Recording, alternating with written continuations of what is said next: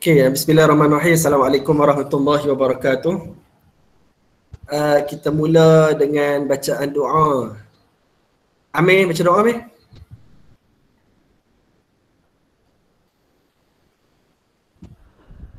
Bismillahirrahmanirrahim. Allahumma aftah alaina hikmatak. Al-Fatihah.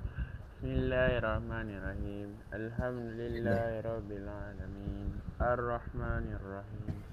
Maliki yaumiddin. Iyyaka na'budu wa iyyaka nasta'in. Ihdinas siratal mustaqim.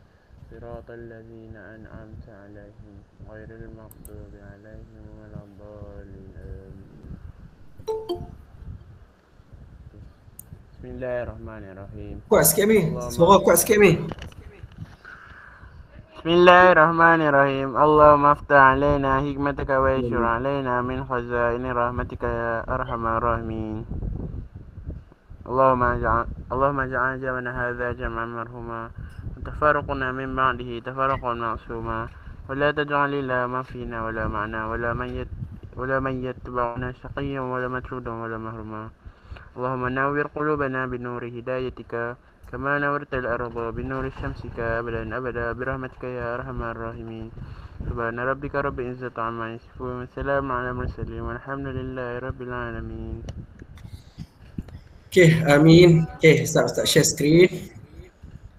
Share screen.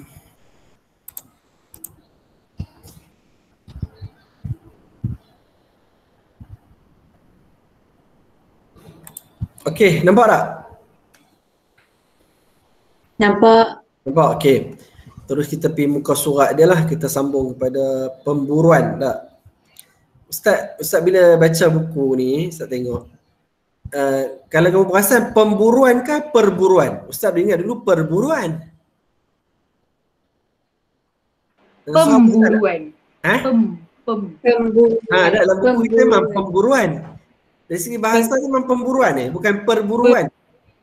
Pemburuan. Kan? Tak tahulah tu Ustaz salah kot. Ustaz duk rasa macam dulu macam orang guna bahasa perburuan. Tahu aku Ustaz yang salah lah. Tak apalah, ni saja je nak tanya kamu. Okey, Alia, ni Alia masuk dah. Okey. Pem lah. Dalam buku kita memang pem lah. Okey, pemburuan. Banyak sikit ni Ustaz nak cuba, kita cuba cepatkan sikit lah. Okey, nanti gilat-gilat lah Ustaz baca, kamu sama baca. Okey. Sebab nanti kita last kali kita akan buat quiz sikit lah berkaitan dengan 3 tajuk. Kita target 3 tulis hari ni. Pemburuan, lepas tu korban, lepas tu akikah. Kan? Korban dengan akikah tu lah taklah susah Ustaz sebab kita dah biasa dengar dan kita dah biasa dah pun dalam kehidupan kita kan. Kita akan biasa dengar dah korban. Ya? Surat berapa? Muka surat. Muka surat 119. 119. Betul? Terima kasih. 119.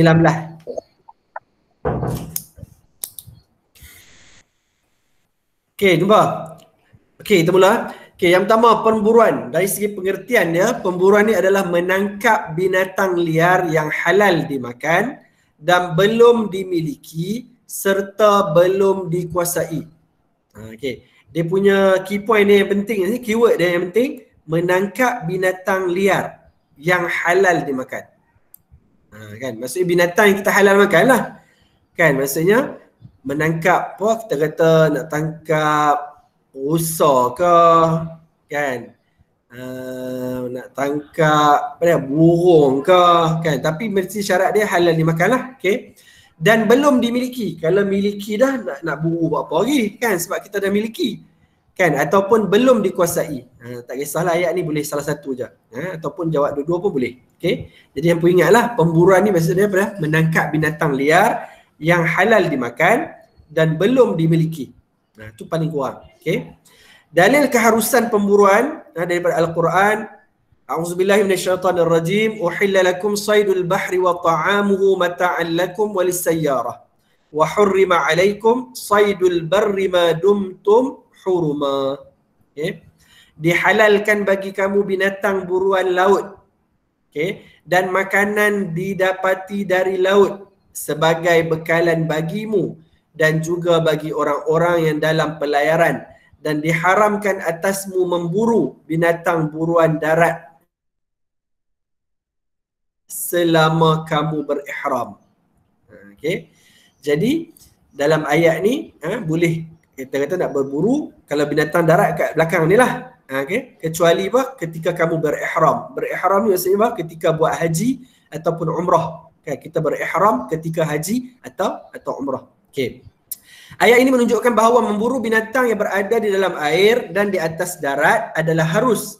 Tetapi pemburuan binatang darat tidak boleh dilakukan ketika seseorang itu berada dalam keadaan ihram. Kan dia khususkan kat sini. Maksudnya bila pemburuan binatang darat dia tak boleh ketika ihram. Kalau maksudnya kita boleh faham juga kalau dalam ayat boleh lah walaupun ketika ihram. Kan. Tapi biasanya dalam ihram ni orang tak cari lah laut ke apa nak pergi tangkap ikan kan. Okey. Yang seterusnya, yang ni muka surat pertama ni Ustaz baca dulu lah, lagi kamu baca. Okey, hadis pula Ustaz Tuhan ambil terjemahan lah, cepat sikit. Daripada Abu Tha'labah Al-Khushani radhiyallahu anhu berkata, sabda Rasulullah sallallahu alaihi wasallam, apa yang kamu ingin buru dengan panah, maka hendaklah kamu sebut nama Allah. Setelah itu makanlah. Apa yang kamu ingin buru dengan anjing yang terlatih, maka hendaklah kamu sebut nama Allah. Setelah itu makanlah. Apa yang kamu buru dengan anjing yang tidak terlatih, jika kamu sempat menyembelihnya, maka makanlah. Okay. Dalam hadis ni 3 Nabi sebut. Kan 3 contoh. Pertama pada berburu dengan panah. Maksudnya guna panah. Kalau zaman lah ni para ulama luaskan lagi guna apa? Guna pistol, guna senapang. Kan? Jadi bila nak lepaskan panah tu, Nabi kata apa? Hendaklah kamu sebut nama Allah. Kita baca bismillah paling kurang. Kan? Tarik panah, baca bismillah. Kan? Setelah itu Nabi kata makanlah. Maksudnya bila kena panah tu dia mati, kita boleh makan datang tu. Okey? Okay, itu yang pertama. Yang kedua, apabila kamu ingin buru dengan anjing yang terlatih, maksudnya anjing tadi memang kita latih dia, latih untuk berburu, kan? Maksudnya dia cekap lah, kan? Dia boleh tangkap binatang lain. Contoh kita suruh dia buru apa? Kancil. Kan? Dia liga-liga kancil, dia pun tokok kancil tadi. Maksudnya sebelum kita nak lepaskan anjing tadi, maksudnya apa? Hendaklah kamu sebut nama Allah. Kita baca bismillah. Setelah itu makanlah. Kan? Maksudnya kalau dia dapat tangkap tadi, kalau binatang tadi kita boleh sembelih, kita sembelih je lah. Kalau dah mati, maksudnya boleh makan lah. Sebab kita dah baca nama Allah dah. Itu ni untuk bab pemburuan. Kamu kena bezakan dengan sembelih biasa. Kalau lembu, kerbau, unta, yang binatang yang kita miliki, itu kita tak buru lah, nak buru buat apa? Kita ikat dia je. Itu memang wajib kena sembelih. Adapun yang berburu tadi, kita tak payah sembelih. Maksudnya apa? Bila dia dah mati, maksudnya kita boleh makan dia. Tapi dengan syarat dia kena sebut nama Allah. Apa yang kamu buru dengan anjing yang tidak terlatih, jika kamu sempat menyembelihnya, maka makanlah. Kalau anjing yang tidak terlatih, Nabi letak syarat kena apa? Kena bagi sempat sembelih. Kena sembelih dia, baru boleh makan. Itu dia beza dia lah dalam hadis ni. Tak apa, nanti kita hurai balik lah, kan, berkaitan dengan ni. Ni nak cerita dulu tentang hadis ataupun ayat Al-Quran yang berkaitan dengan pemburuan. Jadi pemburuan ni memang ada lah dalam agama. Cuma zaman lah ni kita dah banyak tertakluk pada undang-undang lah, kan. Sebab tu lah ni banyak kan, rasa banyak kan hutan dekat Malaysia ni kita tak boleh nak berburu binatang kan. Kan dia jadi kesalahan, ada akta bahawa kesalahan berkaitan dengan pemburuan. Okey. Okey, yang ketiga, ijma' para ulama' mengenai keharusan berburu dan memakan binatang buruan. Bahkan ada ijma'. Ijma' ni apa? Maksudnya kesepakatan. Maksudnya semua para ulama' sepakat tentang apa? Sepakat tentang harusnya berburu dan makan binatang buruan. Maksudnya tak ada khilaf lah. Bila kita ijma' ni maksudnya semua ulama' kata harus berburu dan makan binatang buruan. Okey, setakat tu ada soalan tak? Ada soalan setakat tu? Respon sikit? Tak ada. Okey. Apa tadi? Farah, mula lu Farah, baca. Sambung. Hukum. Memakan binatang buruan adalah halal menurut Islam. Pelaksanaan pemburuan. Sembelihan wajib memenuhi rukun dan syarat-syaratnya seperti berikut. Rukun dan syarat pemburuan. Rukun 1. Orang berburu. Mestilah orang yang sah sembelihnya iaitu orang yang beragama Islam. Tidak berkongsi binatang buruan dengan golongan yang tidak sah sembelihannya seperti orang kafir. Mempunyai niat untuk berburu jika senjata dilaksanakan dilepaskan dengan tidak sengaja tanpa niat dan membunuh binatang buruan. Binatang tersebut haram dimakan. Tidak berada di dalam ihram jika memburu binatang daratan. Jika dia memburu di laut, diharuskan walaupun berada di dalam ihram. Tidak buta. Okey, tak apa. Berhenti dulu. Lagi sambung lain. Okey, hukum. Tambah hukum tadi. Hukum buruan tadi Pak. Hukum memakan binatang buruan. Apa hukum dia? Halal. Kan, hukum dia adalah halal makan binatang buruan. Okey. Cara pelaksanaan dia, maksudnya ada dua benda lah kat sini. Rukun dengan syarat pemburuan. Rukun yang kamu tengok dia tulis rukun ni lah. Rukun dia ada berapa? Ada 3 lah rukun dia. Kan? Ada orang yang berburu, okey. Ada binatang buruan, okey, ada senjata buruan. Kan rukun pemburuan ni dia ada 3 lah. Ada orang yang berburu, ada binatang yang kita nak buru tu, dan ada senjata dia. Kan ada senjata, ada 3. Okey. Huraian dari segi syarat pemburuan, orang yang berburu dulu. Apa syarat dia? Pertama, orang yang sah sembelihan dia. Maksudnya orang Islam lah. Maksudnya kalau orang berburu tu orang kafir, tak boleh. Dia kena orang Islam yang buru. Maksudnya kita lah yang lepaskan anak panah tu. Kita yang tarik anak panah, kita pun baca bismillah, kita pun lepas. Maksudnya orang yang berburu tadi kena orang Islam. Yang kedua, tidak berkongsi binatang buruan dengan golongan yang tidak sah sembelihan seperti orang kafir. Kan maksudnya kita tak boleh kongsi lah. Kan, tapi kalau kita tangkap tadi, kita masak, lepas tu orang kafir nak makan, kawan kita kan dia ikut sekali, tapi kita yang tembak. Itu tak kira lah. Maksudnya lah ni berkongsi ni maksudnya sama-sama tembak ke? Tak boleh lah. Okay. Yang ketiga, mempunyai niat untuk berburu. Okay, maksudnya ada niat ni maksudnya apa? Kita ada niat lah hati kita. Kan, kita tarik anak panah ataupun kita pegang senapang tu, kita pun macam bismillah, pom. Kan, kita tembak. Itu ada niat lah. Maksudnya yang tak ada niat ni, contoh kita duk belek-belek anak panah, tiba-tiba nak baiki anak panah tu je. Tu tariklah dia punya tali-tali dia tu, tarik terlepas. Kan? Terlepas dan bunuh binatang buruan. Jadi hukum dia apa? Haram dimakan binatang tadi. Sebab apa? Sebab kita tak ada niat pun nak berburu. Kan? Jadi bila lepas tadi apa? Dia tanpa niat. Kan? Dia tidak sengaja tanpa niat. Jadi tak kira. Kan? Ni bila sampai membunuh lah. Tapi kalau terlepas, kena binatang tadi, tapi binatang tu tak mati, dia baru sakit sikit je, kita sembelih, tu boleh makan lah. Lah ni cerita untuk berburu. Bila berburu ni dia apa? Kita dikecualikan daripada sembelih. Ni special dia berburu. Kan, ni special berburu yang agama benarkan. Okay, yang keempat, tidak berada dalam ihram jika memburu binatang daratan. Jika dia memburu di laut, diharuskan walaupun berada dalam ihram. Dia sebab ihram ketika umrah atau haji ni, okay, berihram ketika umrah atau haji, binatang darat tak boleh. Tapi binatang laut boleh. Okay. Yang kelima, tidak buta. Kan, sebab bila buta ni dia tak nampak kan, dia nak berburu macam mana. Okay. Okay, terus sambung.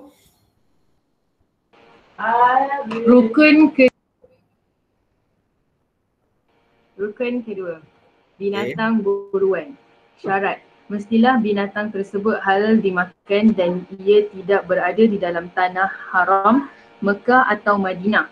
Kedua, jika binatang tersebut mampu untuk ditangkap, ia mestilah ditangkap dan disembelih. Yang ketiga, jika binatang tersebut tidak mampu ditangkap, ia mestilah dicederakan pada mana-mana bahagian anggota badannya sehingga mati.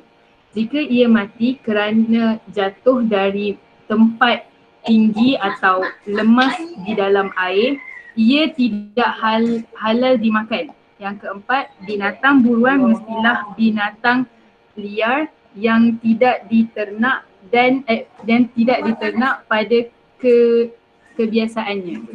Okey, Ustaz sambung dulu lagi, Farah sambung pula lah. Okey, yang kedua, rukun yang kedua binatang buruan pula. Okey, apa syarat dia?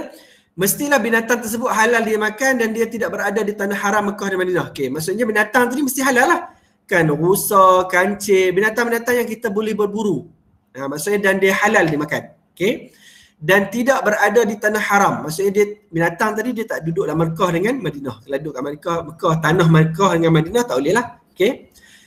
Yang kedua, jika binatang tersebut mampu untuk ditangkap, ia mestilah ditangkap dan disembelih. Kalau binatang tu macam ayam kan, jaranglah orang berburu ayam. Kan kalau tengok cerita Upin pun, ayam ni mereka lari, mereka ligan tangkap je. Dia pun dah pakai anak panah. Kan? Maksudnya kalau binatang tu kita boleh tangkap, kita tangkap.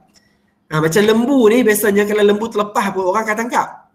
Kan orang akan curi tengok dia rehat kat mana, pelan-pelan, lepas tu dia pemai kat belakang, dia pun pegang badan dia dengan kaki dia. Itu contohlah. Kan jadi biasanya sebab tu dia ada syarat yang keempat tu. Kan ada mestilah binatang liar. Maksudnya kita tak boleh nak tangkap. Macam burung pun kadang-kadang kalau sebahagian orang dia boleh usahakan buat apa? Dia buat sarang kan. Dia nak perangkap burung tu kan, buat sarang. Ada yang orang boleh buat apa? Pakai apa? Pakai pukat pun ada. Kan tapi ada burung-burung yang liar sikit tapi kita boleh makan. Burung ni dia memang tak boleh, memang kena tembak. Ada orang guna tembak. Kan? Jadi tengok binatang tu yang boleh. Okey. Yang ketiga, jika binatang tersebut tidak mampu ditangkap, ia mestilah dicederakan pada mana-mana bahagian anggota badan sehingga mati. Jika ia mati kerana jatuh dari tempat tinggi atau lemas dalam air atau ia tidak halal dimakan. Maksudnya kalau kita tembak pakai anak panah, dia mati sebab tembakan tadi, mati sebab anak panah, okey, halal dimakan. Tapi kalau dia mati sebab jatuh daripada tempat tinggi ataupun dia lemah layak, yang ni dia tidak halal dimakan. Sebab dia mati tu bukan sebab kita buru, tapi dia mati sebab jatuh tempat tinggi, jatuh dah layak. Kan jadi kena bezakan itulah. Ni dia pentingnya soalan-soalan gini kamu kena faham lah. Kan? Kalau nak soalan objektif pun kamu boleh jawab. Okey, yang keempat. Binatang buruan mestilah binatang liar yang tidak diternak pada kebiasaannya. Biasanya binatang ternak ni orang tak buru lah. Sebab apa? Sebab dia ternak kan, dia manja, kita senang nak tangkap. Kan? Okey. Terus yang ketiga. Rukun ketiga, senjata buruan. Syarat dia yang pertama mestilah senjata yang boleh melukakan dan tajam. Jika binatang buruan mati disebabkan terkena senjata yang berat seperti batu besar, tidak boleh dimakan.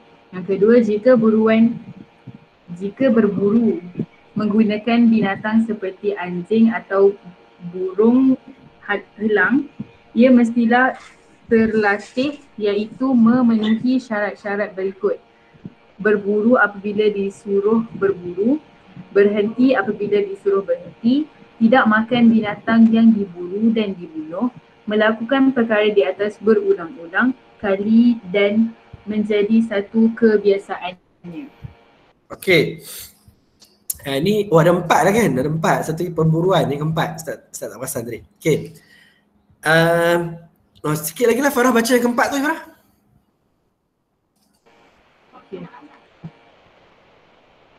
Rukun keempat, pemburuan. Syarat pertama mestilah bertujuan untuk memanfaatkan binatang yang diburu. Jika memburu binatang hanya untuk berseronok-seronok sahaja, ia diharamkan. Yang kedua, tidak dilakukan oleh orang yang sedang berada dalam ihram.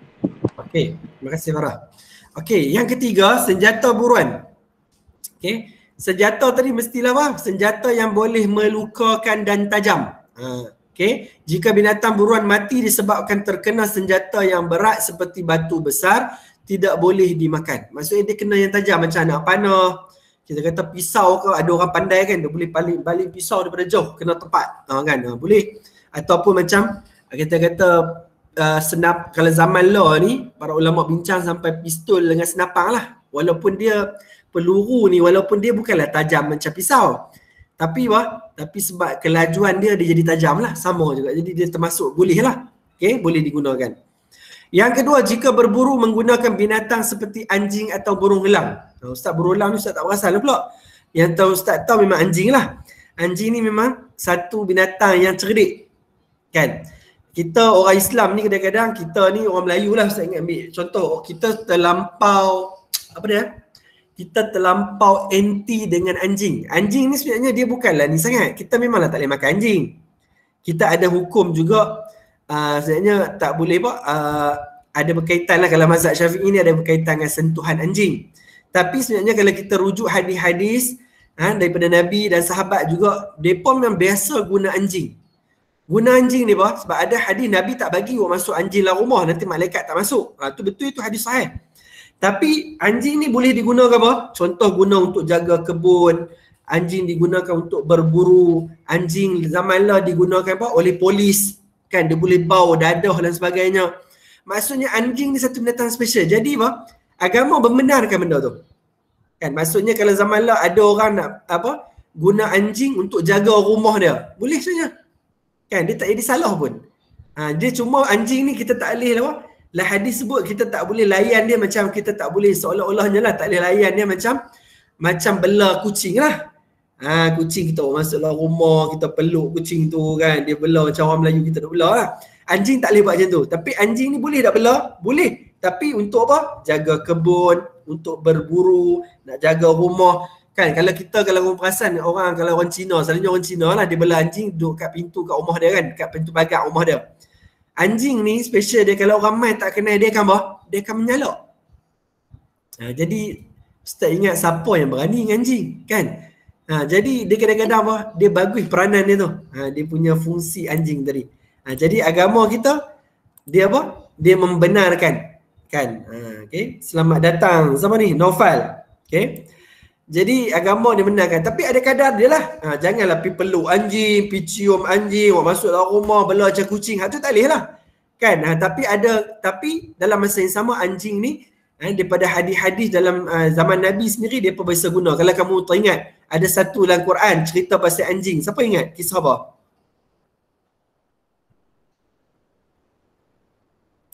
Siapa ingat kisah anjing?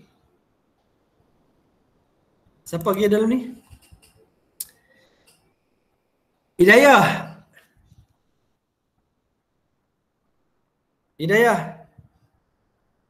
Ada Hidayah ni? Ya.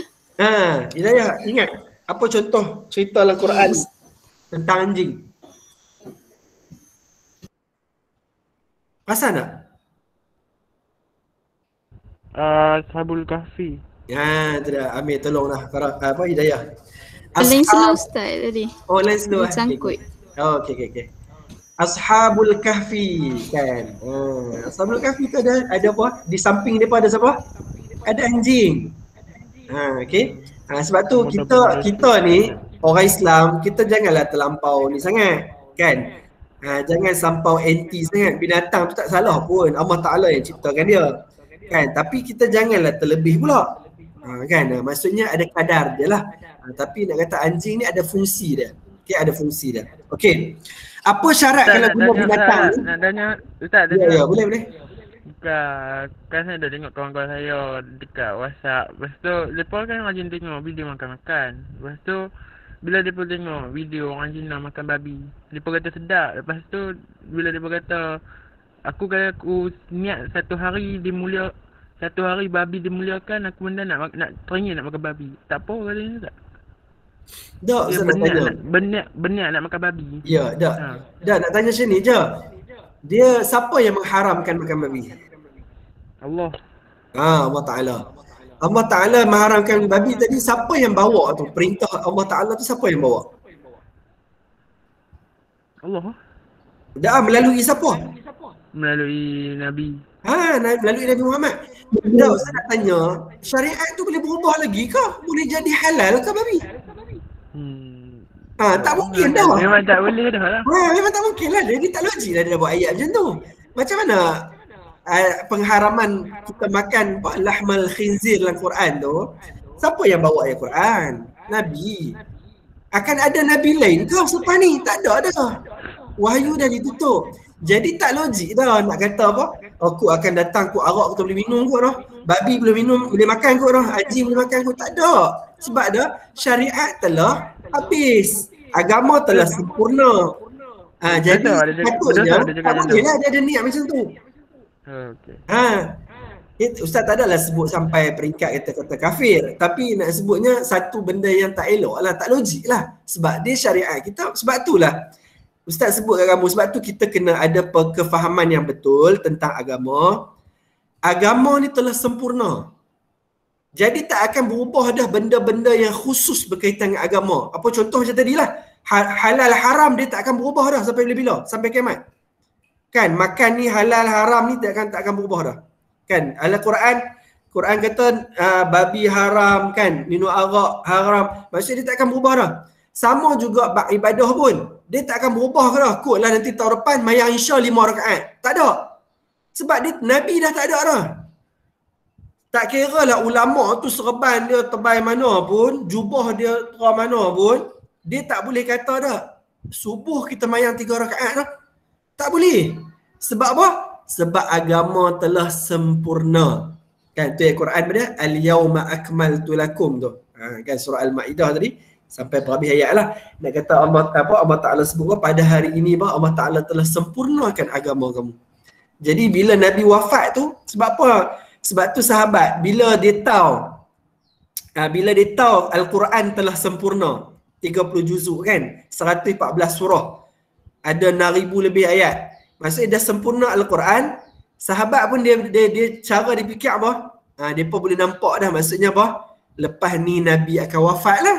Sebab agama sempurna dah. Kan Nabi pun takkanlah nak hidup selamanya. Nabi pun umur dekat 60 dah masa tu. Kan 60 lebih. Jadi maksudnya apa? Agama ni tidak akan boleh berubah dah. Salah satunya apa? Banyaklah aspek akidah, dari segi akhlak, dari segi ibadah, dari segi halal dan haram, dia tak akan berubah dah. Jadi tak ada lah ayat macam contoh yang apa, yang Amir kata kot lah nanti babi dimuliakan kita boleh makan. Nak mulia apanya? Memang dia bukan masalah. Dia tak boleh makan bukan dia sebab dia hina. Sebab kita tak boleh makan lah. Kalau lah tu sebagai ujian untuk kita. Kan kalau boleh dah Allah Taala terus tak jadikan babi. Boleh lah. Kan tapi sebab apa? Sebab Allah Ta'ala nak uji kita. Kan Allah Ta'ala jadikan tapi Allah Ta'ala tak bagi kita makan. Kan Allah Ta'ala juga yang kita kata yang jadikan arak pun manusia buat kan. Memanglah asbab dia. Sebab dia manusia buat tapi daripada izin Allah Ta'ala juga. Tapi kita tak boleh minum. Kan maksudnya apa? Hidup ni bukan semua benda, bukan yang benda apa macam kita kata harimau kita tak makan. Bukan sebab harimau tu hina. Sebab kita tak boleh makan. Kan?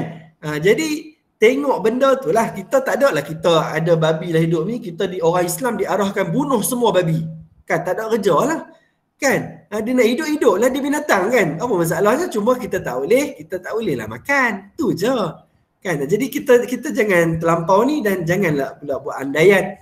Kan? Macam yang contoh Amir tanya tadi. Baguslah Amir tanya soalan tu. Boleh Amir? Terjawab tak? Ya, terjawab. Ya, okey, sambung boleh lah. Binatang buru anjing tadi atau burung elang tadi, okey, berburu apabila disuruh berburu. Kan anjing yang cerdik ni bila dilatih, kita boleh ajak dia akan pergi lah. Kan? Berhenti apabila disuruh berhenti. Kan? Bila kita suruh berhenti ni, memang dia dengar cakap. Kan? Anjing ni memang special. Ustaz tak tahu lah burung elang ni. Ada lah kot sebab dia bagi contoh ni. Kan Ustaz pun tak pasti. Yang Ustaz tahu memang anjing lah. Anjing memang cerdik. Kan? Boleh dilatih. Okay? Yang tu yang apa zaman law polis saya ingat bukan kat Malaysia saja, seluruh dunia pakai. Kan? Dia pun ajak dia boleh cium. Kalau cium dadah macam ni bau dia. Kan? Dia bila kira memang cerdik lah. Hidung dia memang bau kuat. Dia boleh bau benda-benda yang jenayah ni lah. Okay, tidak makan binatang yang diburu atau dibunuh. Bila binatang tadi dia buru untuk tuan dia berburu untuk kita, dia tak makan binatang tu sebab dia tahu untuk bos dia. Kan? Untuk apa? Untuk tuan dia. Kan? Ni kalau tengok ada cerita Upipin, bukan Upipin, pada zaman dahulu, Ustaz tak ingat yang siri mana, ada yang pemburu tu, kan dia latih pun anjing dalam cerita tu. Ustaz tak ingat, anak-anak Ustaz tu tengok. Okey, melakukan perkara di atas berulang-ulang kali dan menjadi satu kebiasaan. Kan maksudnya anjing tu terlatih lah, dia biasa buat dah. Kan dia biasa tangkap natang kancil, rusa, memang dia pandai. Kan. Okey. Seterusnya yang Farah baca tadi, yang keempat, pemburuan. Pemburuan ni dia mestilah bertujuan untuk memanfaatkan binatang yang diburu. Jika memburu binatang hanya untuk berseronok-seronok sahaja, ia diharamkan. Berburu ni memang tujuan ni memang nak makan lah. Macam kita sembelih lah. Boleh tak kita sembelih binatang saja-saja? Saja nak bagi dia mati? Kan tak ada kerja, saja sembelih ayam. Lepas tu buat apa? Kita buang. Tak boleh tu. Sebab apa? Sebab agama ni dia binatang tadi kita bunuh. Kita tak boleh bunuh saja-saja. Kita bunuh tadi, kita sembelih tadi. Maksudnya apa? Yang kita boleh makan lah. Kita sembelih tadi. Maksudnya apa? Tujuan dia untuk kita makan. Kita tak bunuh saja-saja. Kan? Jadi apa-apa binatang kalau tak boleh makan, lagilah kita tak boleh bunuh. Kan? Pergi bunuh kucing ke, kan anjing ke, kan anjing pun yang boleh bunuh. Kita kata binatang apa pun boleh bunuh, binatang yang membahayakan kita. Kan? Contoh anjing gila. Nak main gigit kita pun suarlah pisau, kita pun terpaksa bunuh dia. Kan? Maksudnya itu sebab apa? Sebab dia gila. Kan? Samalah benda lain pun. Kan? Okay. Yang kedua, tidak dilakukan oleh orang yang sedang berada dalam ihram. Ihram haji atau umrah lah. Ihram ni kalau kamu nak kamu faham mudahnya yang ni lah. Kalau orang lelaki, kalau kamu tengok gambar tu, kalau dia pergi Mekah, okay, apa dia? Dia pakai yang kain ihram tu. Macam kain ihram yang warna putih tu kan, macam tuala besar tu, warna putih, dia pakai dekat pinggang sekali, dekat badan sekali. Orang perempuan dia boleh pakai macam-macam kan. Kan orang lelaki lah. Orang lelaki ni dia kena pakai kain ihram tu. Okey. Jadi tu contoh orang berada dalam ihram lah. Kan sebab dalam kalau kamu tengok orang tawaf dekat Masjidil Haram, kan kamu akan nampak ada yang pakai jubah saja, ada yang pakai kain ihram. Maksudnya orang yang pakai kain ihram tu dia sedang berihram lah tu. Orang yang pakai jubah biasa tu dia tidak berihram. Walaupun dia sedang tawaf tapi dia tidak berihram. Okey. Itu beza senang. Okey, kepentingan pemburuan. Ini Ustaz bacalah sikit. Memberikan kemudahan kepada manusia untuk mencari rezeki dan makanan yang halal. Maksudnya hak ni Allah Taala bagi kemudahan. Contoh kita duduk lautan, cara apa kita boleh makanlah rezeki tu. Binatang liar. Okey, dengan cara berburu. Yang kedua, memberi peluang kepada manusia untuk merasai pelbagai jenis nikmat makanan yang dikurniakan oleh Allah Ta'ala. Kan, bila jenis binatang, kan dia makanan kita ni, dia berbeza-beza khasiat dia. Vitamin yang berbeza, dia punya kandungan dia, nutrien kan berbeza. Binatang tak sama, setiap binatang pun dia tak sama. Tumbuh-tumbuhan, kita makan sayur pun, buah-buahan dia tak sama. Okay. Yang ketiga, mengingatkan manusia bahawa makanan yang halal adalah lebih banyak daripada makanan yang diharamkan. Kan? Amir tanya tadi kan, sebut babi, anjing, berapa jenis tak banyak pun binatang yang diharamkan ni. Berbanding dengan binatang yang dihalalkan, sangat banyak. Kan? Kalau kita senarai, yang halal tu sangat banyak. Sama juga ayak pun. Kan? Minuman kita pun sama juga. Kan? Yang haram tu arak je. Yang mabuk tadi. Punyalah banyak minuman kat dunia ni yang dihalalkan. Okay. Yang keempat, memupuk sikap peri kemanusiaan terhadap binatang dalam jiwa umat Islam. Maksudnya bila kita nak bunuh kita nak makan dia, maksudnya kita tangkap tadi, kita bagi dia mati dululah. Kan, itu adab yang baik, maksudnya ada peri kemanusiaan. Okey. Okey, habis pemburuan. Ada soalan tak? Korban dengan akikah ni dia tak panjang sangat, pemburuan panjang sikit. Ya. Tadi Ustaz tanya apa? Yang mana? Yang tadi Ustaz panggil nama tu, tadi saya line slow. Dia sangkut. Oh, Hidayah. Ya. Hidayah ni. Ya.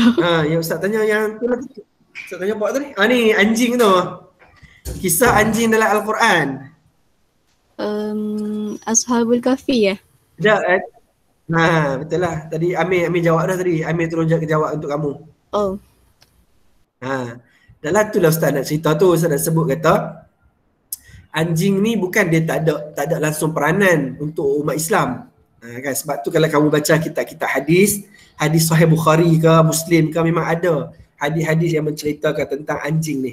Sebab tu Nabi duduk kat Madinah pun memang ada anjing. Kan? Dan memang sahabat pun guna untuk berburu.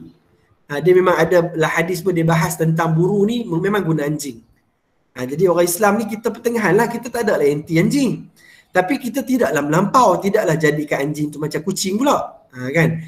Jadi benda-benda ni kita sederhana lah. Ustaz tak berhasrat lah aku nak cerita panjang dia bab anjing ni, panjang maknanya. Dari segi sentuhan anjing, yang mana kena samak ke tak, kena sertu ke tak. Kan, yang tu mungkin waktu lain lah kot, sebab dia banyak sikit, dia ada perbezaan pendapat di kalangan ulama mazhab lah. Kan? Cuma lah mazhab Syafi'i yang biasa kita guna tu lah, kalau sentuh anjing, kalau kulit dia basah ataupun tangan kita basah, kita kena samak lah, ataupun sebahagiannya panggil dia istilah dia sertu. Kan, basuh dengan air tanah sekali, lepas tu basuh dengan air mutlak 6 kali. Okay, ada soalan ni tak? Ada soalan nak tanya tak? Sebelum kita masuk korban. Naim ada soalan? Naim shopping habis dah? Naim tu tengah bayar apa? Ustaz, baru sampai. Oh, sampai dah. Sampai rumah, selamat. Okay. Nurin ada soalan, Nurin? Tak ada Ustaz. Tak ada, okey. Oh, Naufal keluar dah. Naufal ni ada masalah internet kot. Siapa tahu pasal Naufal ni? Ustaz dia masuk? Tahu lah sebab dia tengok status dia ada tu. Bedaklah. Naufal ni kalau orang chat dia barulah dia masuk. Ya pula. Tak payah aja, dah ajak langsung. Tadi saya check dia tadi. Betul? Lepas tu dia masuk. Saya check dia tadi, lepas tu dia kata line slow. Lepas tu saya kata kat dia, lepas ni hang buat telco sendiri lah, senang. Tak apalah, betul kot. Kan, rasa mungkin line dia tak okey kot. Sebab dia kalau kita nak setakat nak hantar WhatsApp, kita nak update, kita nak up status pun, yang tu tak memerlukan internet yang kuat. Kan, tapi kalau pakai Google Meet ni memanglah dia memerlukan internet yang kuat kan. Tak apalah, okey. Nanti kita tengok yang rakaman lah. Okey. Kita sambung lah, terus korban Syafiah pula sambung. Pengertian. Ya. Korban ialah menyembelih binatang ternakan pada hari raya korban iaitu 10 Zulhijjah sehingga hari-hari Tashrik iaitu 11, 12 dan 13 Zulhijjah dengan tujuan untuk mendekatkan diri kepada Allah. Okey, maksud dia apa? Korban dia nak sama sembelihan juga. Kalau sembelihan menghilangkan nyawa kan. Hak ni korban apa dia? Menyembelih binatang ternakan. Dia Ustaz tak tahulah buku PSI kamu ni dia bagi guna istilah peternakan. Kalau sebelum ni kalau Ustaz ajak dia memang disuruh guna istilah al-an'am. Kan? Al-an'am ni kena terjemah ternakan juga, tapi dia ada beza lah. Dia ada beza antara kita bela ayam dengan bela lembu. Kan? Bila guna istilah al-an'am ni dia lebih kepada maksud apa? Lembu, kerbau, unta, kambing. Kan? Dan dia tak termasuk macam dia tak masukkanlah macam apa kita bela ayam. Ayam tak termasuklah, kita tak kat Malaysia ni kita tak ambil lah pendapat yang apa? Maksudnya ada orang korban ayam, tak ada kan? Kita akan dengar korban lembu, kerbau, kan? Kambing. Tapi tak apalah sebab buku teks ni yang bagi, jadi kita boleh gunalah istilah ni. Kan? Menyembelih binatang ternakan. Kalau kamu nak ringkaskan, nak senang ingat lagi pada Ustaz, kamu tukar ni sikit je. Menyembelih binatang ternakan. Ida bermula pada 10 hingga 13 Zulhijjah dengan tujuan untuk mendekatkan diri kepada Allah. Macam tu pun boleh dah. Kan? Kalau nak penuh hebat lagi macam buku ni lah. Okay, pada hari raya korban 10 hari bulan sehingga hari-hari tasyrik. Kan 11, 12, 13 ni kita panggil dia hari tasyrik. Okey. Ada dua Zulhijjah, maksudnya bila kita boleh sembelih korban-korban ni? Maksudnya bermula 10 sampai 13. 4 hari lah. Dan 4 hari inilah kita dilarang berpuasa. Okey. Sebab apa? Sebab kita digalakkan ataupun disuruh untuk berkorban 10, 11, 12, 13. Untuk kita lah yang tak buat haji ni. Orang yang buat haji, dia pun buat haji lah. Kan? Korban ni, sebab tu kalau kamu perasan, orang Melayu ni kita akan panggil dua nama. Satu kita panggil Hari Raya Haji, satu lagi kita panggil Hari Raya Korban. Kan? Hari Raya Korban untuk orang-orang yang tak buat haji. Raya Haji pula untuk orang untuk apa? Untuk orang yang buat haji lah. Dia pun tak raya apa sebenarnya. Dia pun buat ibadah haji lah. Kan orang yang raya ni sebenarnya kita lah raya korban ni. Kan? Okey, jadi kamu ingatlah tujuan apa? Tujuan dia untuk mendekatkan diri kepada Allah. Okey, ni korban. Baik, Syed, bubuh tak ni adik? Syed. Okey, sambung Syafiah.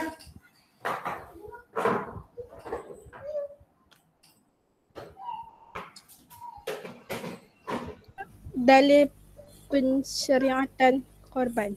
Okey. Al-Quran, firman Allah. Fasalli li rabbika wanhar. Oleh itu, Wanhar. Ni surah Al-Kawthar ni, Syafiah, tak perasan ke? Kita kan hafal dah surah ni. Inna a'tainaka al-kawthar. oleh Kan, fasalli li rabbika wanhar. Okey. oleh itu, kerjakanlah sembahyang kerana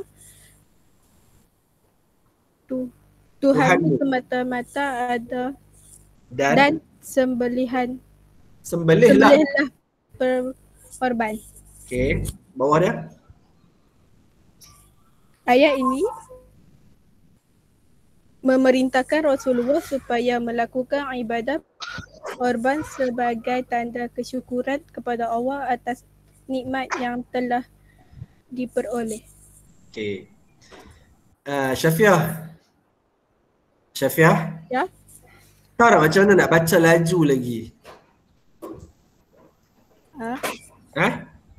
baca laju. Macam mana bagi cekap lagi baca Jawi? Tak. Macam mana nak buat?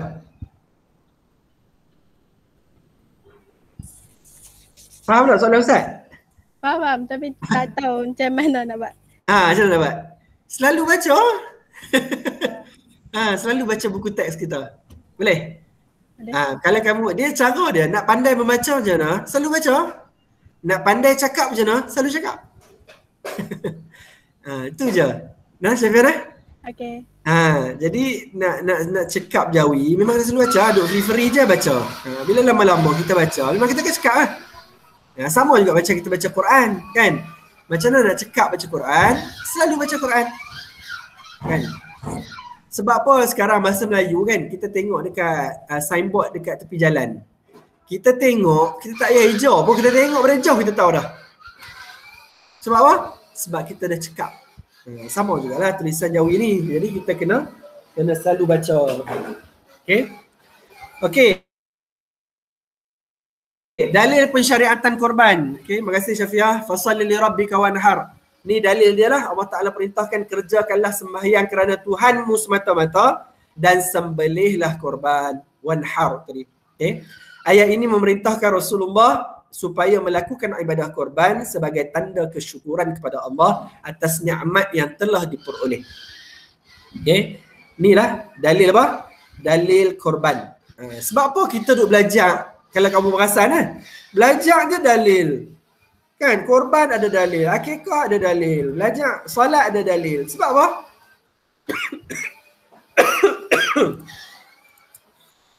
Nasuha jawab sikit Ustaz, sebab apa?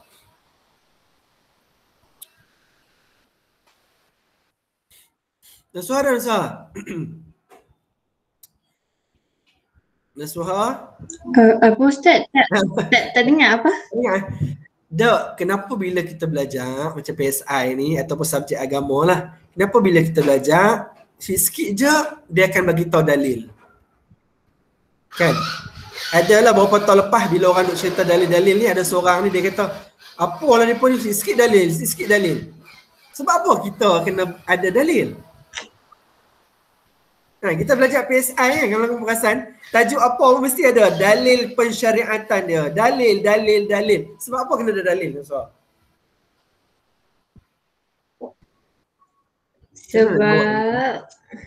apa?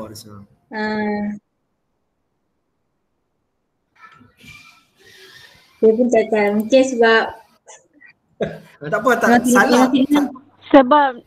Sebab nak kukuhkan benda tu kot. Sebab nak kukuhkan benda tu. Sebab apa yang kita buat tu mesti ada sebab kan? Betul. Siapa yang jawab ni? Nasuha kah?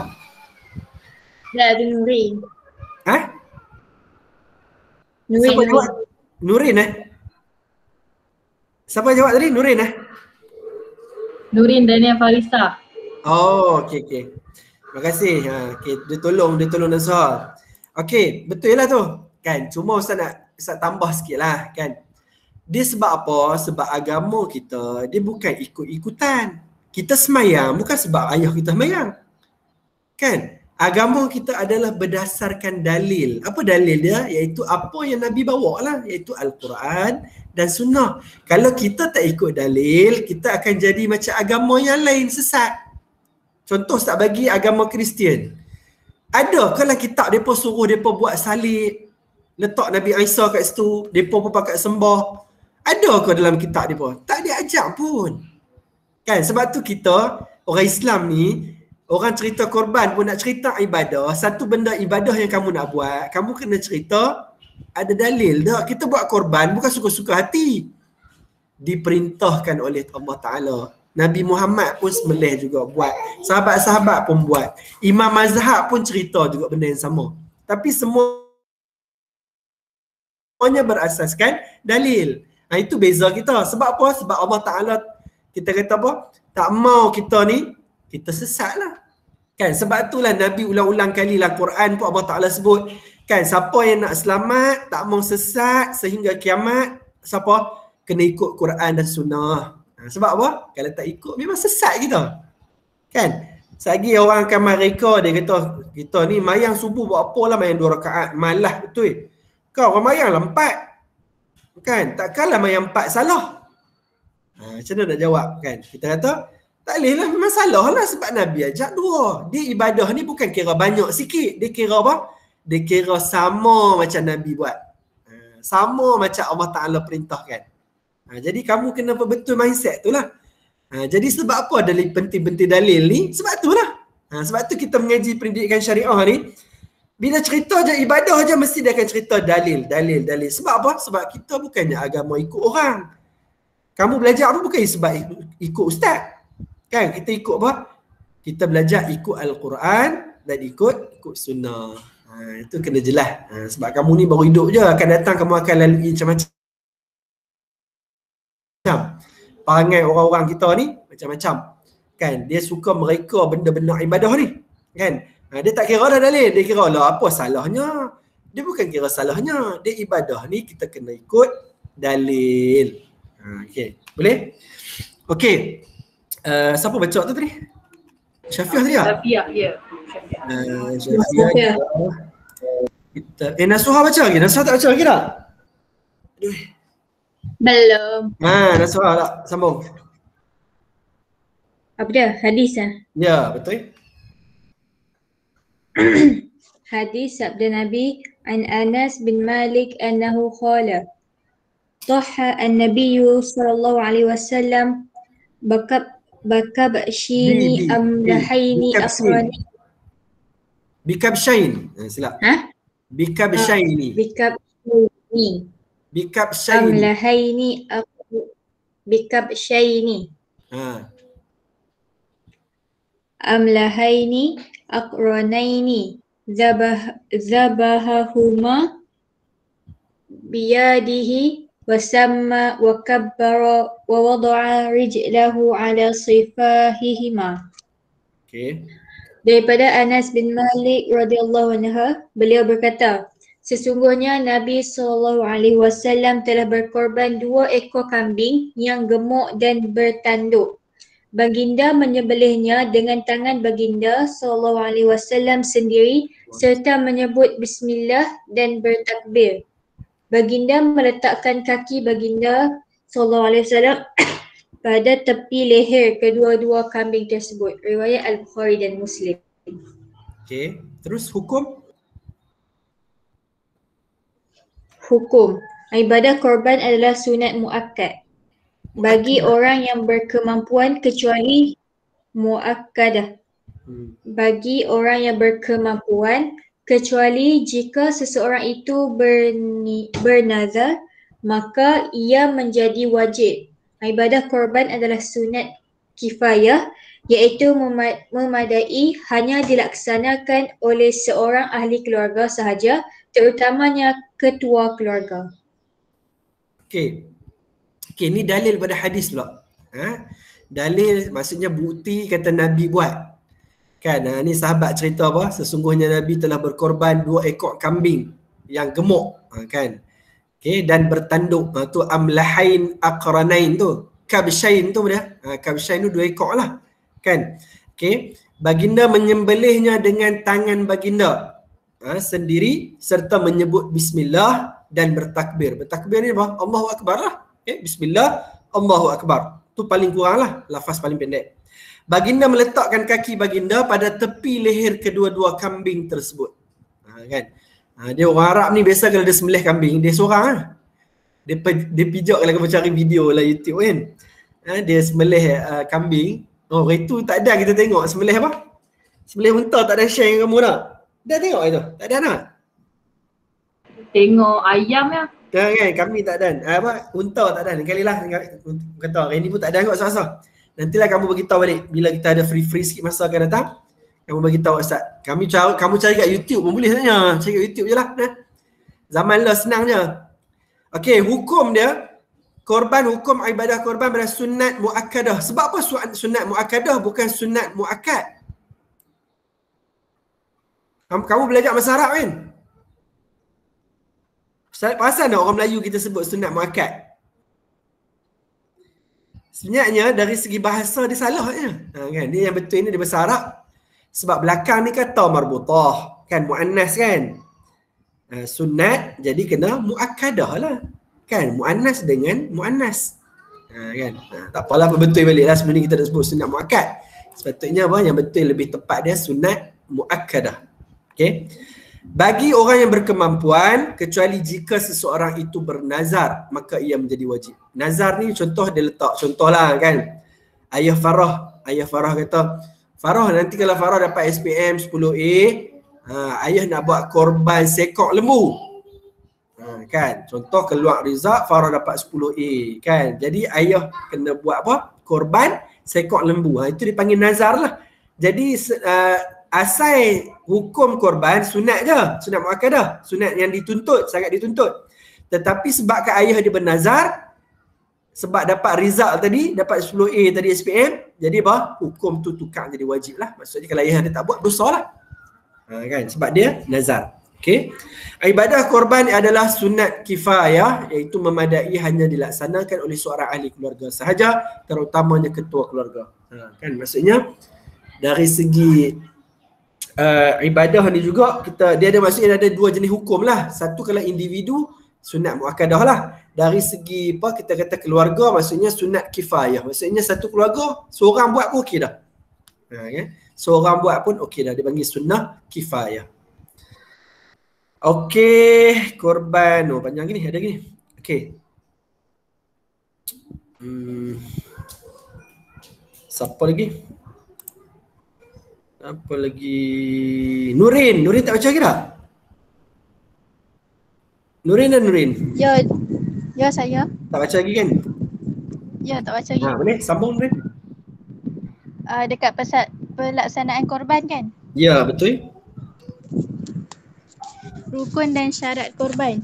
Ibadah korban wajib memenuhi rukun dan syarat seperti berikut. Rukun yang pertama, binatang korban mestilah terdiri daripada al-an'am, iaitu binatang ternakan seperti lembu, kerbau, kambing dan unta. Yang kedua, umur binatang korban mestilah tidak kurang 1 tahun bagi biri-biri, 2 tahun bagi lembu dan kambing serta 5 tahun bagi unta. Okey, Ustaz Nurin. Nak cepat sikit kita terus. Kamu baca je, Ustaz urai terus. Okey, cepat sikit. Okey, terdiri pada binatang al-an'am tadi lah. Okey, ni istilah al-an'am ni Ustaz sebut tadi kan. Binatang ternakan, lembu, kerbau, kambing, unta. Okey. Umur binatang korban pula. Kamu kena ingat itulah, dia tidak kurang daripada 1 tahun bagi biri-biri. Okey. Lepas tu 2 tahun bagi lembu dan kambing, maksudnya 5 tahun bagi unta. Itu umur-umur dia lah. Okey. Umur-umur dia. Okey, terus Nurin. Tiada kecacatan yang boleh mengurangkan daging atau memudaratkan kesihatan seperti buta, berpenyakit, tempang, terputus telinga, gila atau terlalu kurus. Okey, maksudnya lembu yang kita nak sembelih, nak guna korban tu, maksudnya dia tak boleh ada kecacatan. Ni contoh yang Nuri baca tak salah. Buta, penyakit, tempang, putus telinga, gila, maksudnya tak boleh. Terlalu kurus. Okey, terus Nuri. Yang keempat, boleh berkongsi 7 orang bagi seekor unta, kerbau dan lembu. Manakala bagi kambing dan biri-biri hanya boleh dilakukan untuk seorang sahaja. Okey, yang ni pula boleh kongsi. Contohlah kita nak sembelih seekor lembu, kita share. Ustaz ambil satu bahagian, Amir satu, Nurin satu, Naswah satu, Syafiah satu, Hidayah satu, Naim satu. Cukup 7 orang, seorang satu bahagian. Tapi 7 bahagian ni untuk apa? Unta, kerbau dengan lembu je lah. Kalau kambing kita tak boleh bahagi. Kan, nak kongsi dengan orang tak boleh. Kalau kambing kita kena beri seorang kita je lah. Jadi kambing yang biri-biri tak boleh kongsi. Dia kira satu bahagian je. Okey, terus. Daging korban menjadi hak milik fakir miskin sepenuhnya. Mereka boleh makan, menjual dan hadiahkan kepada orang lain. Okey. Daging korban jadi hak milik fakir miskin sepenuhnya. Mereka boleh makan, menjual dan hadiah kepada orang lain. Okey, dia yang tak boleh jual ni, orang yang buat korban tak boleh jual. Bila kita buat korban, kita boleh makan sendiri. Tapi kita tak boleh jual ke orang. Tapi kalau orang bagi daging korban kat kita boleh ikut skor kita lah, kita nak makan. Boleh nak jual pun boleh lah sebab orang bagi kat kita. Itu maksud dia. Okey, terus. Rukun yang kedua, waktu menyembelih korban. Syarat dia, waktu menyembelih korban adalah bermula selepas solat sunat Aidil Adha dan 2 khutbah hari raya pada 10 Zulhijjah sehingga terbenam matahari pada hari tasyrik yang terakhir. Okey, maksudnya boleh mula sembelih bila lepas kita maya raya lah, maya raya, lepas tu kita baca khutbah kan, imam baca khutbah. Sampai bila lepas baca khutbah tu sampailah 13 hari bulan tu lah. Sebelum masuk maghrib. 13 hari bulan sebelum masuk maghrib tu jadi 14 dah lah. 13 tu sampai lepas asar tu boleh lagi lah. Tu maksud dia. Okey, terus. Orang yang melakukan korban. Syarat Islam, merdeka, berakal, baligh, berkemampuan dan berniat ketika menyembelih korban atau ketika mewakilkannya kepada orang lain. Okey, cukuplah. Jadi apa? 3 rukun dari segi korban. 3 rukun dari segi korban dan syarat-syarat dia lah. Rukun datang korban, waktu menyembelih korban, lepas tu orang yang melakukan korban. Kamu ni ingat tu. Okey. Okey. Ini Ustaz sambung pula lah. Okay. Pembahagian daging korban terbahagi kepada 2 binatang. Okay. Pembahagian daging korban terbahagi kepada 2. Okay. Yang pertama pada binatang korban yang wajib. Yang kedua binatang korban yang sunat. Binatang korban yang wajib ni wajib disedekahkan kepada orang miskin keseluruhannya. Okay. Binatang korban yang wajib ni pada hak nazar tadi lah. Nazar kena sedekah semua. Wajib. Binatang korban yang sunat pula disedekahkan kepada orang fakir miskin, orang kaya dan pemilik korban, tetapi afdal disedekahkan kepada fakir miskin secara keseluruhannya. Maksudnya kalau korban yang biasa lah, maksudnya bukan sebab nazar kan, maksudnya kita buat korban biasa lah sunat ni, kita boleh bahagi 3 lah. Kita bagi kat orang miskin, kita bagi kat orang kaya pun boleh. Orang kaya ni boleh jadi adik-beradik kita, kawan kita, dan juga kita sendiri boleh makan korban. Jadi 3 lah kita bahagi. 3 bahagian. Kan? Tetapi afdal dia lebih baik kita sedekah semua dekat orang susah. Dekat orang fakir miskin lebih afdal. Okey. Sunat korban pula. Orang yang ingin melakukan korban sebaiknya tidak memotong rambut, bulu dan kukunya bermula daripada 1 Zulhijjah sehingga binatang korbannya disembelih. Ni contoh macam kamu tak buat lagi lah korban, duit tak ada kan? Contoh ayah kamu buat. Ayah kamu nak buat korban. Kan ni kita nak korban tak lama dah kan? Sebulan je. Kita sampai dah. Okey, maksudnya bila ayah kamu nak buat korban, ayah kamu tak boleh potong rambut, bulu, kuku bermula daripada 1 Zulhijjah sampailah, contohlah kata nak sembelih lembu 10 hari bulan. 1 sampai 10 hari bulan tu ayah kamu tak boleh potong misai, tak boleh potong janggut, tak boleh potong rambut, tak boleh potong bulu apa-apa lah, dan tak boleh potong kuku. Selepas binatang tu dikorbankan, disembelih, baru ayah kamu boleh potong. Ni benda ni sunat korban. Tapi untuk ayah kamu je sebab ayah kamu buat korban. Kamu ahli keluarga, bukan kamu yang buat korban kan? Orang yang keluarkan duit tu. Ada orang menyanyi pula dah. Sat, adik diam. Yang kedua, menyembelih binatang korbannya sendiri jika berkemampuan. Kan kalau sunat juga korban, kita buat korban, kita yang sembelih sendiri. Lembu kita tu. Itu sunat. Okey. Menyebut menyebut bismillah, Allahu akbar, Allahumma salli wa sallim wa barik ala sayyidina Muhammad, Allahumma minka walaka wa taqabbal minna. Ini doa, salah satu doa lah yang kita boleh baca ketika sembelih lembu ataupun binatang korban tadi. Yang keempat, menghadiri majlis sembelihan jika dia mewakilkannya kepada orang lain. Kan kalau kita wakilkan ke orang lain, kita bagi imam ke orang kampung kita ke sembelih, kan disunatkan kita hadir tengok. Kan kita tengok sendiri di pos sebelah. Itu maksud dia lah. Okey, yang terakhir, kepentingan korban menzahirkan rasa syukur kepada Allah atas segala nikmat yang diberikan. Kan bila ada duit lebih, kita buat korban, kita kongsilah rezeki yang Allah Taala bagi dengan kita jamu orang ataupun kita bagi daging korban. Okey. Yang kedua, berkongsi rezeki yang dikurniakan oleh Allah Taala dengan golongan yang tidak berkemampuan. Kan kita kongsi rezeki kita, duit kita dengan orang yang susah. Yang ketiga, mengingati pengorbanan yang dibuat oleh Nabi Allah Ibrahim yang sanggup untuk menyembelih anaknya sendiri, iaitu Nabi Ismail sebagai korban. Ini juga simbolik lah. Dan walaupun kita tahu dia sembelih tak sembelih betul pun, Allah Ta'ala tukarkan dengan binatang. Okay. Yang keempat, memberikan kegembiraan kepada golongan miskin, kaum kerabat, ahli keluarga dan sahabat handai pada hari raya.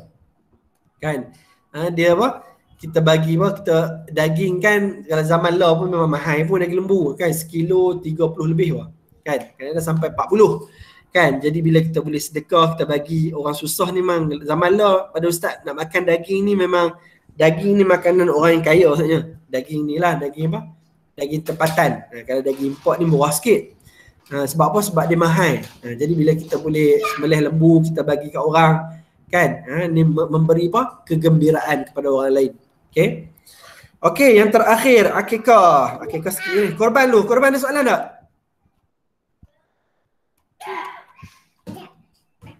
Setakatlah ada soalan tak korban? Amir ada soalan Amir? Ada tak ni? Tu dua kan semua kat Lena dah. Ustaz dia cakap seorang apa? Ada. Tak soalan. Nasuha ada soalan? Tak ada. Farah ada soalan? Tak ada. Okey, Farah sambung akikah Farah.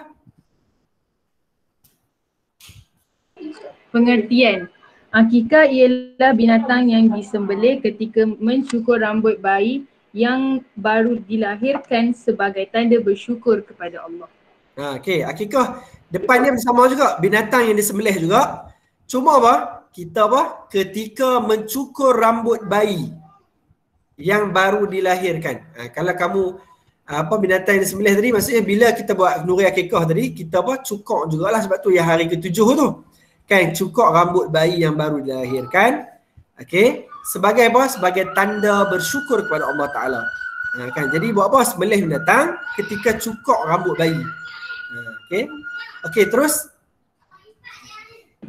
Saya baca erti dia terus boleh tak? boleh. Ertinya daripada Salman bin Amri Ad-Dibiyyu radhiyallahu anhu. Beliau berkata, saya mendengar Rasulullah sallallahu alaihi wasallam bersabda, bagi kanak-kanak itu terdapat akikahnya, maka tumpahkan darahnya menyembelih akikah baginya dan jauhkanlah dia daripada penyakit dengan mencukur rambutnya. Okey, ni hadis dalil dia lah. Tu Ustaz kata, kita dalam agama ni buat apa, kalau buat tak ada dalil tu jangan nak buat. Nak buat apa? Kan, takkanlah kita nak kata amalan ibadat kita lebih baik daripada Nabi. Kan, kalau benda tu baik mesti Nabi buat.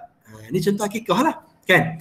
Okey, saya mendengar Nabi sebut apa? Nabi kata bagi kanak-kanak ni ada apa? Ada akikah dia. Kan, maksudnya apa? Tumpahkanlah darah, sembelih binatang akikah dan jauhkanlah dia daripada penyakit, iaitu dengan mencukur rambut dia. Kan, jadi baby ni hari ke-7 lah paling afdal dia, kita cukur rambut dan kita apa? Kita sembelih binatang, kita buat jamuan akikah, kenduri akikah. Okey. Okey, jadi akikah tu saya sembelih lah. Okey, sembelih binatang. Okey, sambung sikit lagi dalam hadis ni.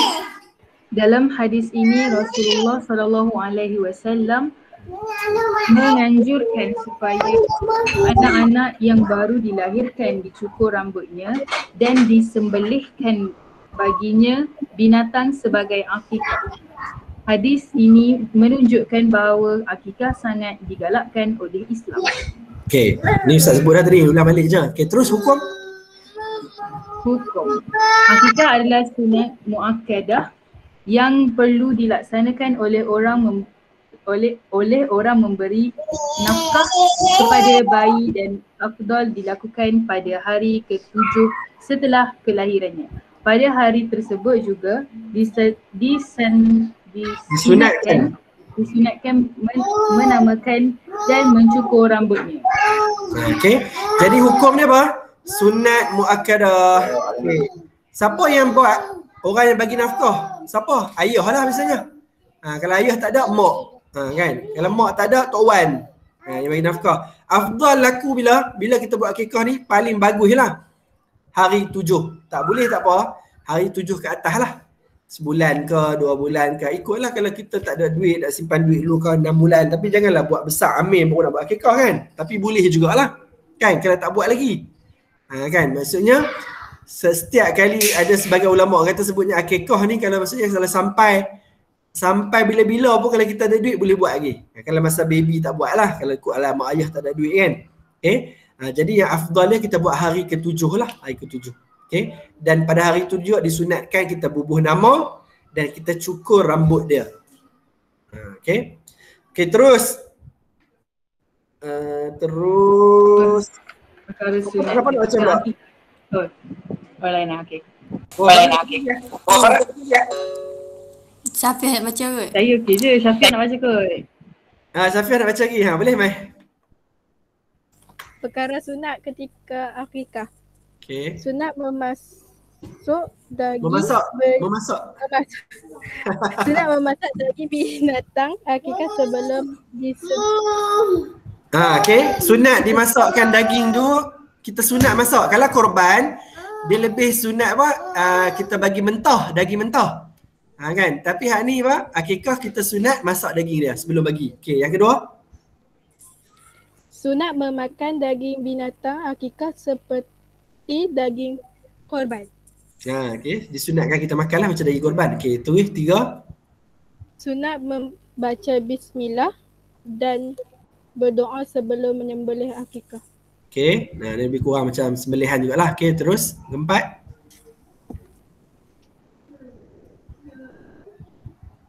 Waktu yang paling afdal dilakukan akikah adalah pada hari ke-7 selepas kelahiran bayi. Okay, hari ke-7 lah waktu yang paling afdal. Okey. Oh, Hidayah macam lagi? Hidayah line okey dah Hidayah? Ya okey. Kadang-kadang tak okey. Okey tu. Okey, try tak? Sambung. Yang mana Ustaz? Pelaksanaan akikah. Ibadah akikah wajib memenuhi rukun dan syarat seperti berikut. Rukun yang pertama, binatang sembelihan akikah. Syarat, wajib menyembelih binatang yang boleh dijadikan korban. Memadai menyembelih seekor kambing untuk seorang kanak-kanak lelaki atau perempuan dan sebaik-baiknya 2 ekor kambing untuk seorang kanak-kanak lelaki. Okey, Sat. Afdal dia apa dia? Kambing. Kalau akikah ni dia memang afdal dia kambing lah. Laki 2 ekor kambing, perempuan seekor kambing. Okey, terus? Boleh dikongsi binatang akikah seperti perkongsian dalam ibadah korban. Maksudnya boleh kongsi, maksudnya kalau lembu ada 7 orang baby, kita boleh share. Kan? Maksudnya Nurin boleh share dengan Hidayah. Nurin ada anak perempuan seorang. Hidayah pun ada anak perempuan seorang, Nasuha ada anak perempuan seorang. Pakai ada seorang lah. Seorang semua share, kita sembelih lembu, kita share seorang satu bahagian. Boleh. Untuk akikah. Okey, terus? Rukun yang kedua, waktu akikah. Syarat, diharuskan bagi penjaga melakukan akikah bermula selepas kelahiran kanak-kanak sehinggalah baligh. Selepas kanak-kanak tersebut baligh, gugur tuntutan akikah ke atas penjaganya dan dia boleh melakukan akikah untuk dirinya sendiri. Okey, terus? Rukun ketiga, pelaksanaan akikah. Syarat, dituntut ke atas penjaga untuk memberi nafkah kanak-kanak yang baru dilahirkan dan sebaik-baiknya dilakukan oleh bapanya. Okey, ini orang yang bagi nafkah kat budak tu lah. Sebaiknya ayah dia lah. Tapi kalau ayah tak ada duit, contoh kan, ayah tak ada duit, datuk tak bagi duit, boleh tak? Boleh. Tak ada masalah. Okey, terus sambung lagi. Kepentingan akikah. Yang pertama, menzahirkan rasa syukur dengan nikmat Allah SWT yang telah memudahkan kelahiran anak dan memberikan kegembiraan kepada ibu bapa dan keluarganya. Yang kedua, mengumumkan kelahiran anak supaya diketahui oleh kaum kerabat dan jiran tetangga. Yang ketiga, menanam rasa pemurah dalam diri umat Islam. Yang keempat, berkongsi rasa gembira dengan golongan fakir, miskin, kaum kerabat dan jiran tetangga. Okey. Ni kepentingan dia lah. Kan kita nak perkenalkan anak kita, nak zahirkan rasa syukur. Kan rasa nak berkongsi dengan orang lain, rasa seronok tadi dapat baby kan. Tu agama yang Islam syariat kan.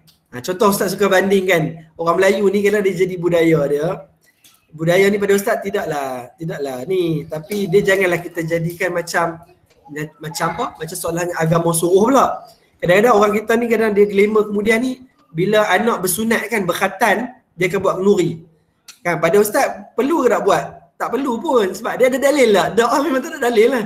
Tapi kalau orang nak buat juga salah kan, nak kenuri, nak jamu orang makan, tidaklah salah kan. Tapi jangan kita jadikan adat ataupun kita jadikan budaya menyebabkan orang ingat benda tu disyariatkan. Kalau masyarakat tahu kata benda tu kita saja-saja buat tak apalah. Tapi macam akikah ni memang disyariatkan. Kan maksudnya memang Nabi buat dan Nabi suruh kita buat. Sebagai rasa syukur. Rasa syukur sebab dapat baby tadi. Okey, yang terakhir lah Sabirah. Ustaz Rabi' ni lah. Perbezaan antara korban dan akikah. Ni beza dia lah.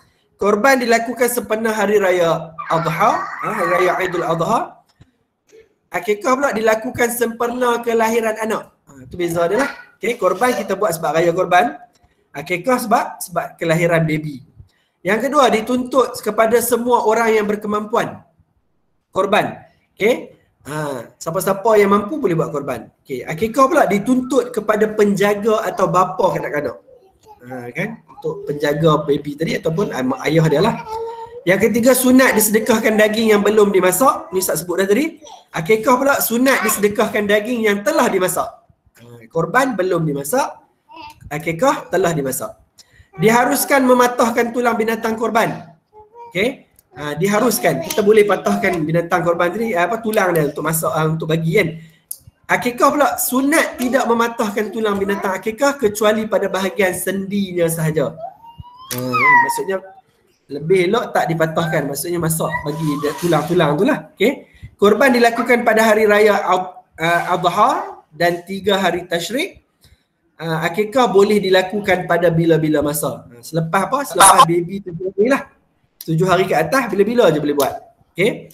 Yang korban pula bilangan binatang korban tidak ditentukan. Akikah pula bilangan yang afdal adalah 2 ekor kambing untuk anak lelaki dan 1 ekor kambing untuk anak perempuan. Okey, wallahu alam. Ada soalan tak? Oh, elok 1.14. Kan Ustaz sebab nak cuba bagi habis tu 3 ni. Ada soalan tak? Tak ada. Tak ada. Ada masa lagi tak? Ada masa lagi tak? Ya. Ada kelas tak lepas ni?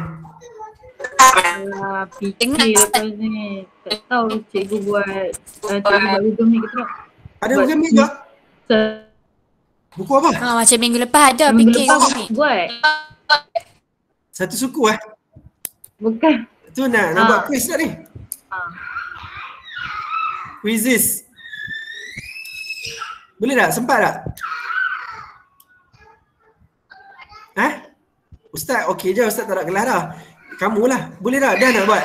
Tak lama lah, salah 5 minit je kot. Boleh tak?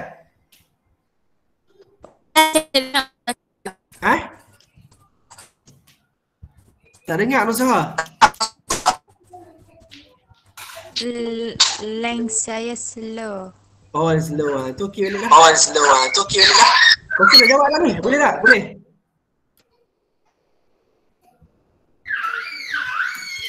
Boleh tak? Nurin boleh Nurin? Boleh je, cuma lambat sikit kot. Saya okey dah, boleh dah. Tak boleh ya? Okey terus lah. Saya tak download lambat. Okey, start terus lah. Kamu nampak ni kan?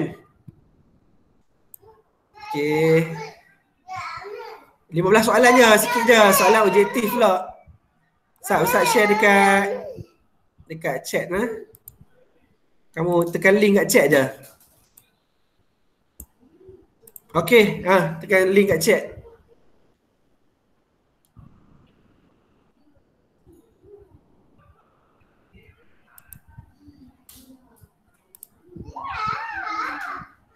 Boleh tekan kat chat. Kita ada berapa orang ni? 2, 4, 6. Ada 6 orang. Saya Ustaz sebab tak nak notification pun. Tak nak.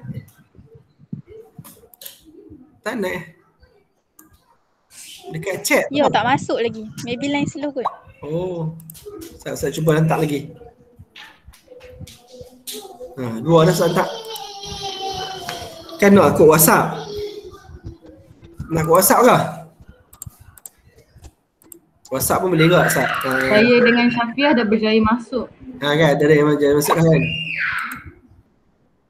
Saya cuba hantar Telegram sekejap. Saya masuk lagi sebab line tak nampak lah. Ada dah. Nasuha dengan Nurin dah ada. Ada 4 orang dah ni. Nasuha masuk dah ni. Saya tak nampak. Kamu tak nampak? Dah tak mula lagi.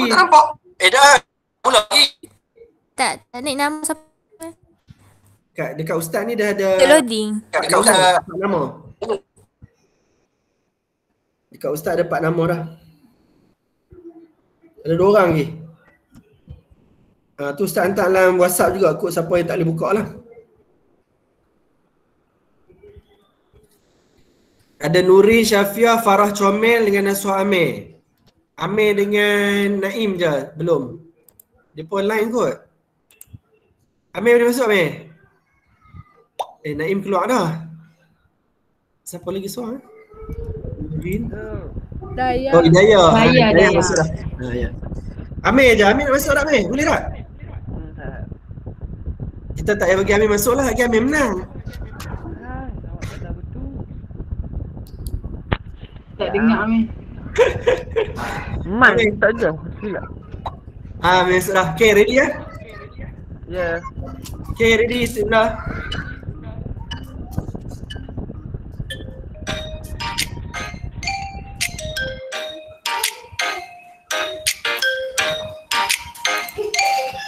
Dah jadi tu, Pak.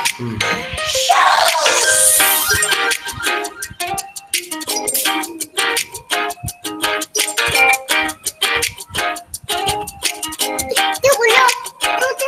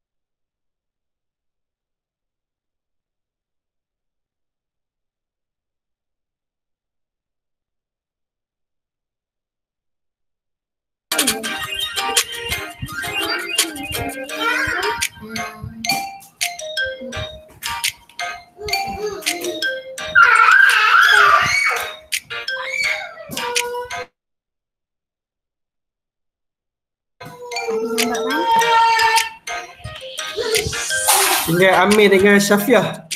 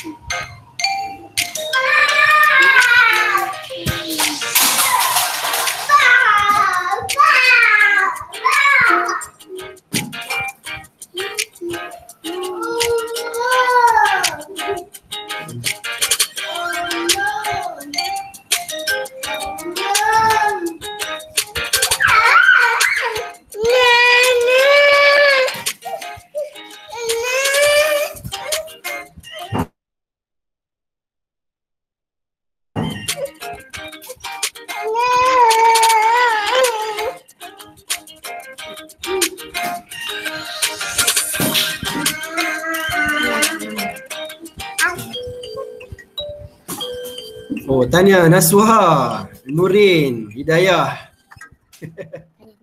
Top 3. Panjang sangat. Scroll right, scroll right. Scroll left.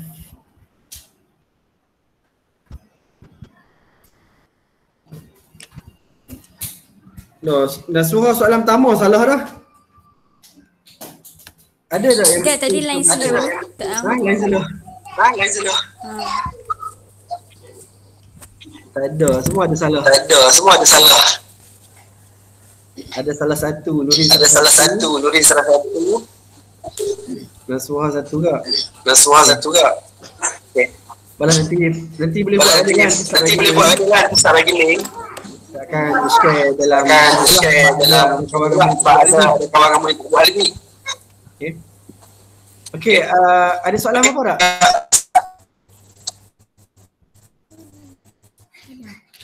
Ada soalan?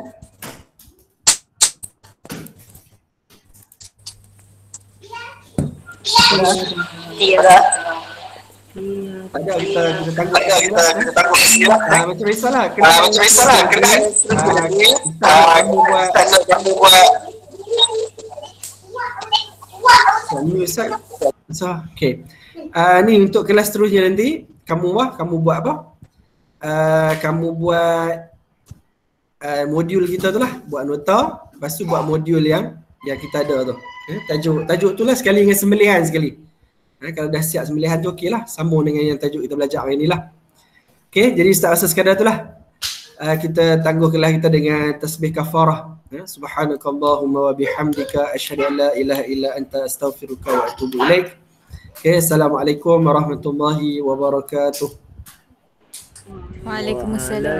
Waalaikumsalam warahmatullahi wabarakatuh.